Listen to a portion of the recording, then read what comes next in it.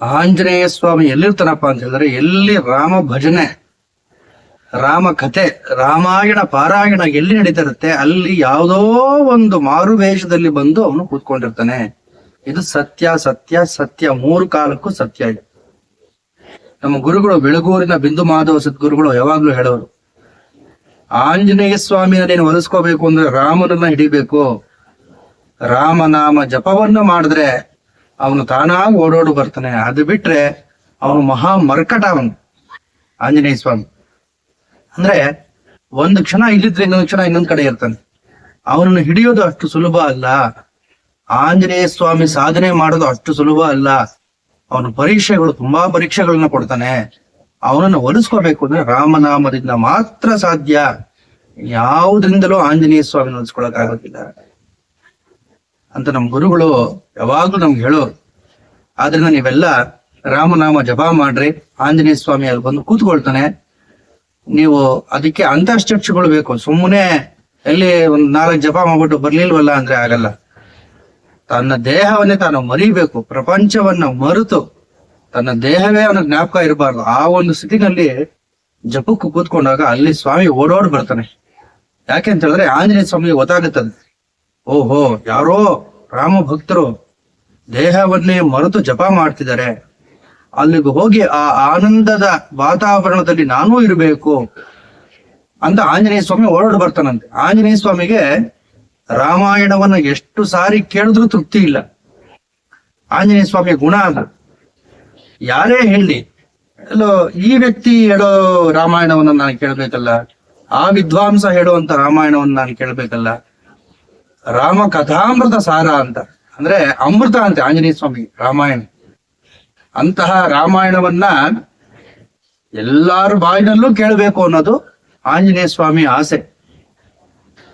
ರಾಮಾಯಣವನ್ನ ಯಾರು ಹೇಳ್ತಾರೆ ಅವನು ಉನ್ನತ ಮಟ್ಟದ ಸಾಧಕ ಆಗಿರ್ಬೇಕು, ತಪಶಕ್ತಿ ಇರಬೇಕು, ಭಗವಂತನ ಭಕ್ತ ಆಗಿರ್ಬೇಕು. ಅಂತವನು ಹೇಳ್ತಾ ಹೋದ್ರಾಗ ಆಂಜನೇಯ ಸ್ವಾಮಿ ವಿಶೇಷವಾಗಿ ಅಲ್ಲಿ ಬರ್ತಾನೆ. ಅದಕ್ಕೆ ಎಲ್ಲಿ ರಾಮಾಯಣ ಪಾರಾಯಣನ ಮಾಡ್ತಾರೆ ಅಲ್ಲಿ ಒಂದು ಆಸನ ಹಾಕಿರ್ತಾರೆ. ಆಂಜನೇಯ ಸ್ವಾಮಿಗೆ ಒಂದು ಆಸನ ಅಂದ್ರೆ ಆಂಜನೇಯ ಸ್ವಾಮಿ ಅಲ್ಲಿ ಬಂದು ಕೂತ್ಕೊಳ್ತಾನೆ, ರಾಮಾಯಣವನ್ನ ಕೇಳ್ತಾನೆ ಅಂತ. ಎಷ್ಟೋ ಸ್ಥಳಗಳಲ್ಲಿ ರಾಮಾಯಣವನ್ನ ಹೇಳುವಾಗ ಒಂದು ಕೋತಿ ಬಂದು ಆಸನದ ಮೇಲೆ ಕೂತ್ಕೊಂಡಿರುವಂತ ಘಟನೆಗಳು ಅನೇಕ ಘಟನೆಗಳು ನಡೆದಿದೆ, ಅನೇಕ ಕಡೆ ನಡೆದಿದೆ. ಆ ರೀತಿ ಘಟನೆಗಳು. ತುಳಸಿದಾಸರು ಹನುಮಾನ್ ಚಾಲೀಸವನ್ನ ಬರೆದ್ರು, ತುಳಸಿ ರಾಮಾಯಣವನ್ನು ಬರೆದ್ರು. ಅಂತ ಮಹಾನ್ ಭಾವರಾದಂತ ತುಳಸಿದಾಸರಿಗೆ ರಾಮ ದರ್ಶನವನ್ನ ಮಾಡಬೇಕು ಅಂತಕ್ಕಂಥ ಆಸೆ ಆಯ್ತು. ಅವರ ಹೆಂಡತಿ ಮಮತಾದೇವಿ ಅಂತ ಆಕೆಗೆ ಗುರು ಆಗ್ಲು. ಹೆಂಡತಿ ಮೇಲೆ ಅತಿಯಾದ ವ್ಯಾಮೋಹ. ಕತ್ತಲಲ್ಲಿ ಹೆಂಡತಿ ತವರು ಮನೆಗೆ ಹೋದ್ಲು ಅಂತ ಅವಳನ್ನೇ ಹಿಂಬಾಲಿಸ್ಕೊಂಡು ಹೋಗಿ ಒಂದು ಹೆಬ್ಬಾವು ನೇತಾಡ್ತಿತ್ತಂತೆ ಅವ್ರ ಮಾವನ ಮನೆಯಲ್ಲಿ. ಅದನ್ನೇ ಹಗ್ಗ ಅಂತ ತಿಳ್ಕೊಂಡು ಹತ್ತಿ ಹೆಂಡತಿನ ನೋಡೋದಕ್ಕೆ ಹೋಗ್ತಾರೆ. ಆಗ ಅವರ ಹೆಂಡತಿ, ಅಯ್ಯೋ ನನಗೋಸ್ಕರ ಕಾಡು ಮೇಡು ಅಲ್ದು ಈ ಅಹೋರಾತ್ರಿನಲ್ಲಿ ಹೆಬ್ಬಾವನ್ನ ಹಿಡ್ಕೊಂಡು ನಾನು ನೋಡೋದಕ್ಕೆ ನೀವು ಬಂದಿದ್ರಲ್ಲ, ಇಷ್ಟೇ ಆಸಕ್ತಿ, ಅನುರಾಗ, ಪ್ರೀತಿ ಭಗವಂತನ ಮೇಲೆ ನೀವು ತೋರಿಸಿದ್ರೆ ಭಗವಂತ ನಿಮಗ್ ಸಿಕ್ಬಿಡೋರು. ನನ್ನ ಮೇಲೆ ನಶ್ವರವಾದ ದೇಹ ಇವತ್ತರ ನಾಳೆ ಬಿದೋಗುತ್ತೆ, ಮೂಳೆ ಮಾಂಸದ ದೇಹ ಇದು, ಇದ್ರ ಮೇಲೆ ಇಷ್ಟೊಂದು ಪ್ರೀತಿ ಇಟ್ಕೊಂಡಿದಾರಲ್ಲ ಅಂತ ಹೇಳಿದಾಗ ಆ ಕ್ಷಣವೇ ಜ್ಞಾನೋದಯ ಆಗುತ್ತೆ ತುಳಸಿದಾಸರಿಗೆ. ಜ್ಞಾನೋದಯ ಆಗಿ ಆ ಹೆಂಡತಿಗೆ ನಮಸ್ಕಾರ ಮಾಡಿ, ನೀನೇ ನನ್ ಗುರು ಆದಿಯಲ್ಲ ಅಂತ ಹೇಳಿ ಕಾಶಿಗೆ ಬಂದ್ಬಿಡ್ತಾರೆ ಅವ್ರು. ಕಾಶಿಗೆ ಬಂದ್ಬಿಟ್ಟು ಅಲ್ಲಿ ಒಬ್ಬ ಮಹಾ ತಪಸ್ವಿಗಳಿರ್ತಾರೆ. ಅವರ ಆಶ್ರಮದಲ್ಲಿ ಬಂದು ಅಲ್ಲಿ ಉಳ್ಕೊಂಡು ಪರ್ಣಕುಟೀರದಲ್ಲಿ 12 ವರ್ಷ ರಾಮನಾಮ ಸಾಧನೆ ಮಾಡ್ತಾರೆ, ನಿರಂತರ ಜಪ. ಅಲ್ಲಿ ಒಂದು ಬಂಡೆ ಇರುತ್ತೆ. ಆ ಬಂಡೆ ಹತ್ರ ಕೈಕಾಲು ಮುಖ ತೊಳ್ಕೊಳ್ತಾ ಇರ್ತಾರೆ. ಪ್ರತಿನಿತ್ಯ ಜಪ ಮಾಡೋದು, ಆ ಆಶ್ರಮದಲ್ಲಿ ವಾಸ ಮಾಡೋದು. ಒಂದು ಬಂಡೆ, ಆ ಬಂಡೆ ಹತ್ರ ಕೈಕಾಲು ಮುಖ ತೊಳ್ಕೊಳಕ್ಕೆ ಒಂದು ಜಾಗವನ್ನ ಆಯ್ಕೆ ಮಾಡ್ಕೊಂಡಿರ್ತಾರೆ. 12 ವರ್ಷ ಆದ್ಮೇಲೆ ಆ ಬಂಡೆ ಹತ್ರ ಒಬ್ಬ ಬ್ರಹ್ಮ ರಾಕ್ಷಸ ಪ್ರಕಟ ಆಗ್ತಾನೆ. ರಾಕ್ಷಸ ಪ್ರಕಟ ಆಗಿ ತುಳಸಿದಾಸರು ನೋಡ್ತಾರೆ, ಏನಿದು ಬ್ರಹ್ಮ ರಾಕ್ಷಸ ಬಂದ್ಬಿಟ್ನಲ್ಲ ಇಲ್ಲಿ ಅಂತ. ಅವ್ರಿಗೂ ಸ್ವಲ್ಪ ಗಾಬರಿ ಆಗುತ್ತೆ. ಯಾರ್ ನೀನು ಅಂತ ಕೇಳ್ತಾರೆ. ವಿಚಿತ್ರವಾದ ಭಯಂಕರವಾದ ಆಕೃತಿ. ಅವಾಗ ಆ ಬ್ರಹ್ಮ ರಾಕ್ಷಸ ಮಾತಾಡತ್ತಂತೆ, ಇವತ್ತಿಗೆ ನನ್ನ ಬ್ರಹ್ಮ ರಾಕ್ಷಸದ ಜನ್ಮ ಬಿಡುಗಡೆ ಆಯ್ತು. 12 ವರ್ಷದಿಂದ ನೀನು ರಾಮನಾಮ ಜಪ ಮಾಡ್ತಿದ್ದೆ.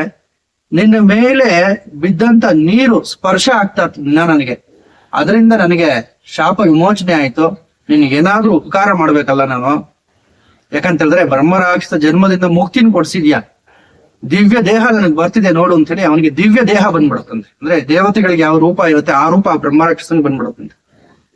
ನಾನು ಹೋಗ್ತೀನಿ ವಿಮಾನದಲ್ಲಿ, ನಾನು ದೇವತೆಗಳ ಲೋಕಕ್ಕೆ ಹೋಗ್ತೀನಿ. ನಾನು ಹೋಗೋದಕ್ಕೆ ಮುಂಚೆ ನಿನಗೊಂದು ಉಪಕಾರ ಮಾಡ್ಬೇಕು, ಏನ್ ಕೇಳಿದ್ರು ನಾನು ಮಾಡ್ಕೊಡ್ತೀನಿ. ನಿನಗೆ ಯಾವ ವರ ಬೇಕು ನಿನಗೆ, ಯಾಕಂತ ಹೇಳಿದ್ರೆ ಈ ರಾಕ್ಷಸರಿಗೂ ಕೆಲವೊಂದು ಶಕ್ತಿಗಳಿರುತ್ತೆ. ಈ ಶಾಪ ವಿಮೋಚನೆ ಆಗೋಯ್ತು, ಅವನಿಗೆ ದಿವ್ಯ ದೇಹ ಬಂದ್ಬಿಡ್ತು, ಕೆಲವೊಂದು ಅಲೌಕಿಕ ಸಿದ್ಧಿಗಳು ಇರುತ್ತೆ ಆ ಒಂದು ಜನ್ಮಕ್ಕೂ. ಏನ್ ಬೇಕು ನನಗೆ, ರಾಮನ್ ತೋರ್ಸು. ಬ್ರಹ್ಮ ರಾಕ್ಷಸನಿಗೆ ಪೇಚಾಟ ಆಗೋಯ್ತು.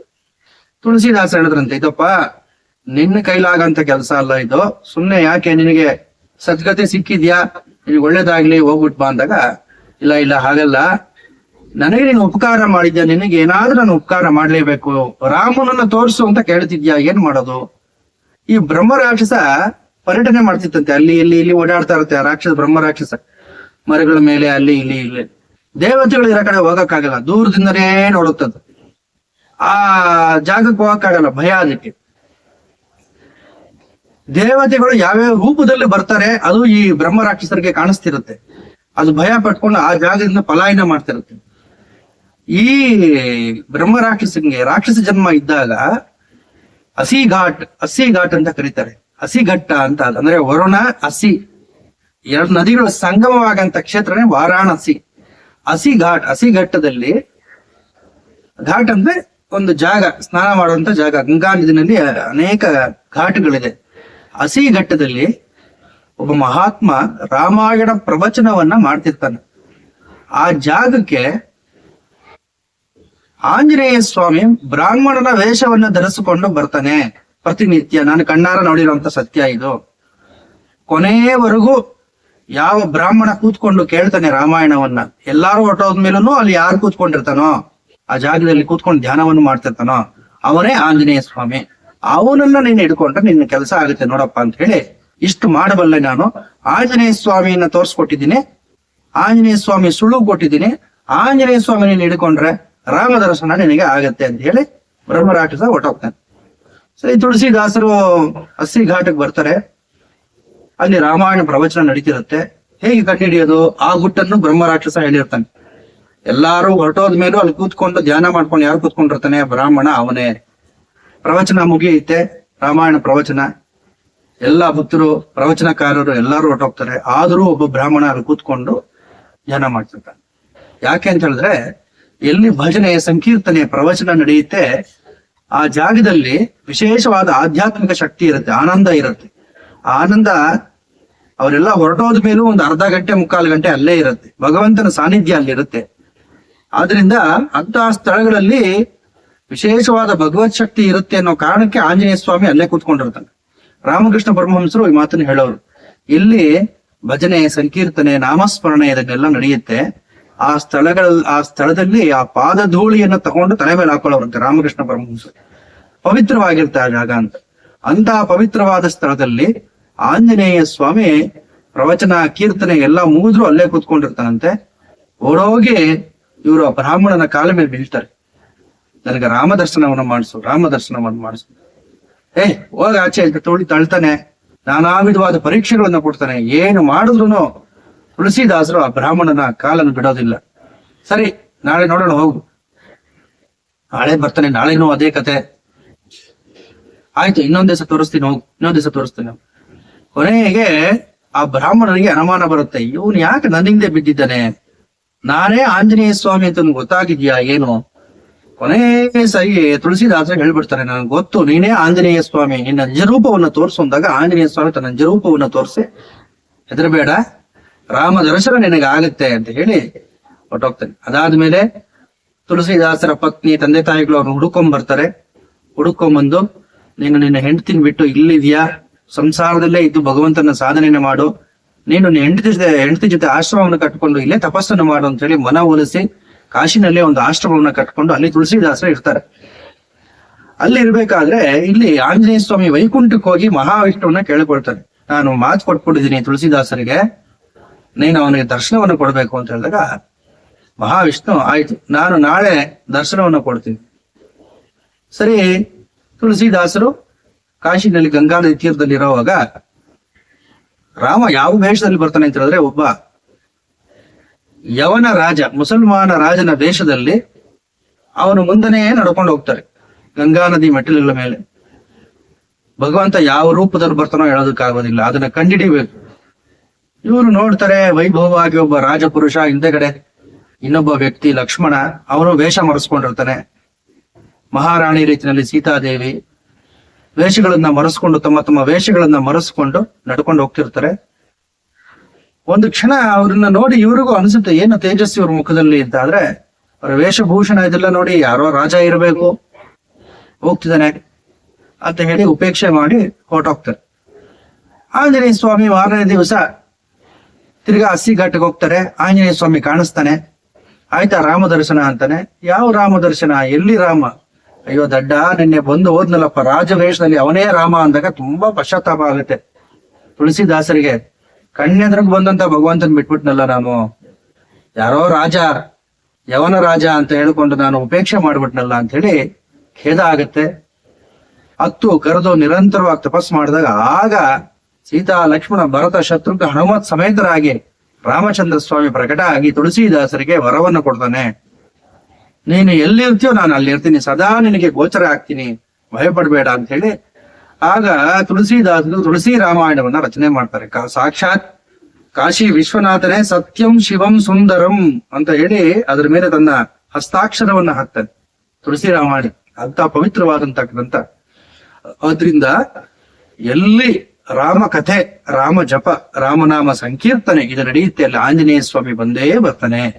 ಆಂಜನೇಯ ಸ್ವಾಮಿಯನ್ನ ಒಲಿಸ್ಕೊಡುವಂತ ಸುಲಭವಾದ ಸಾಧನ. ಕಾರಾಗೃಹದಲ್ಲಿದ್ದಾಗ ತುಳಸಿದಾಸರು ಹನುಮಾನ್ ಚಾಲಿಸವನ್ನ ರಚನೆ ಮಾಡ್ತಾರೆ. ಕಾರಾಗೃಹದಿಂದ ಬಿಡುಗಡೆ ಆಗೋದಕ್ಕೆ ಸಾವಿರಾರು ಕಪಿ ಸೈನ್ಯ ಬಂದು ಇಡೀ ದಿಲ್ಲಿ ನಗರವನ್ನ ಮುತ್ತಿ ಧ್ವಂಸ ಮಾಡ್ಬಿಡುತ್ತೆ. ಆಗ ವಿದ್ವಾಂಸರು ಬಂದು ಹೇಳ್ತಾರೆ, ಮಹಾತ್ಮರನ್ನ ಕಾರಾಗೃಹದಲ್ಲಿ ಇಟ್ಟಿದ್ದೀರಾ ನೀವು, ಅವ್ರನ್ನ ಬಿಡುಗಡೆ ಮಾಡಿ ಅಂತ ಹೇಳಿದಾಗ ಬಿಡುಗಡೆ ಆಗುತ್ತೆ ತುಳಸಿದಾಸರಿಗೆ. ಆಗ ರಚನೆ ಮಾಡಿದ್ದು ಹನುಮಾನ್ ಚಾಲೀಸ. ಹನುಮಾನ್ ಚಾಲೀಸದಲ್ಲಿ ಪ್ರತಿಯೊಂದು ಅಕ್ಷರವೂ ಬೀಜಾಕ್ಷರ ಸಂಯೋಜನೆನೇ ಅದು.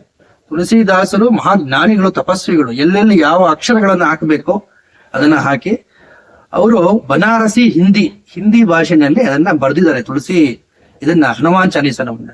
ಆದರೆ ಅಕ್ಷರ ಸಂಯೋಜನೆ ಎಲ್ಲೆಲ್ಲಿ ಏನೇನ್ ಮಾಡಬೇಕು, ಎಲ್ಲೆಲ್ಲಿ ಯಾವ್ಯಾವ ಅಕ್ಷರಗಳನ್ನ, ಬೀಜಾಕ್ಷರಗಳನ್ನ ಸೇರಿಸ್ಬೇಕು ಅದನ್ನ ಸೇರಿಸಿ ರಹಸ್ಯಮಯವಾಗಿ ರಚನೆ ಮಾಡಿದ್ದಾರೆ.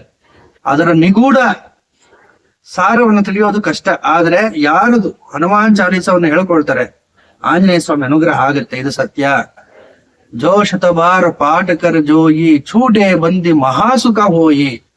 ಯಾರು 100 ಸಲಿ ಆಂಜನೇಯ ಸ್ವಾಮಿಯ ಹನುಮಾನ್ ಚಾಲೀಸವನ್ನ ಪಠನೆ ಮಾಡ್ತಾರೆ, ಅವ್ರ ಏನೇ ಕಷ್ಟ ಇದ್ರು ಬಿಡುಗಡೆ ಆಗುತ್ತೆ. ಇದು ಆಂಜನೇಯ ಸ್ವಾಮಿ ಕೊಟ್ಟಿರುವಂತ ವರ ಹನುಮಾನ್ ಚಾಲೀಸಾಗಿ. ಆದ್ರಿಂದ ಇದನ್ನ ಪಠನೆ ಮಾಡಬೇಕು. ಒಂದೇ ಆಸನದಲ್ಲಿ ಕೂತ್ಕೊಂಡು ನಿರಂತರವಾಗಿ ನನಗೆ ಈ ಕೆಲಸ ಮಾಡಿಕೊಡುವಂತ ಆಂಜನೇಯ ಸ್ವಾಮಿ ಪ್ರಾರ್ಥನೆ ಮಾಡಿಕೊಂಡು ಯಾರು 108 ಸರಿ ಹನುಮಾನ್ ಚಾಲೀಸವನ್ನ ಪಠನೆ ಮಾಡ್ತಾರೆ, ಅವ್ರ ಕೆಲಸ ಆಗುತ್ತೆ. ಆದ್ರೆ ಆಸನ ಬಿಟ್ಟು ಹೇಳಬಾರದು 108 ಸರಿ. ಇಲ್ಲ ಸ್ವಾಮಿ ನಮ್ಗೆ ಹಂಗ್ ಮಾಡಕ್ ಆಗಲ್ಲ, ಶಕ್ತಿ ಇಲ್ಲ, ವಯಸ್ಸಾಯ್ತು, ಕೈಕಾಲು ನೋವು ಅಂತ ಹೇಳಿದಾಗ ಒಂದು 11 ದಿವಸ ದೀಕ್ಷೆ ತಗೊಂಡು ಮಾಡಬಹುದು. ದಿನಕ್ಕೆ 10 ಸಾರಿ 11 ಸಾರಿ ಹನುಮಾನ್ ಚಾಲೀಸವನ್ನ ಹೇಳ್ಕೊಂಡು ಪಠನೆ ಮಾಡ್ಕೊಂತ ಹೋದ್ರೆ ಆಗ್ಲೂ ಸಹ ಅವ್ರು ಏನ್ ಮನಸ್ಸಲ್ಲಿ ಅನ್ಕೊಂಡಿರ್ತಾರೆ ಆ ಕೆಲಸ ನೆರವೇರುತ್ತೆ. ಇದು ಸತ್ಯ. ಇದು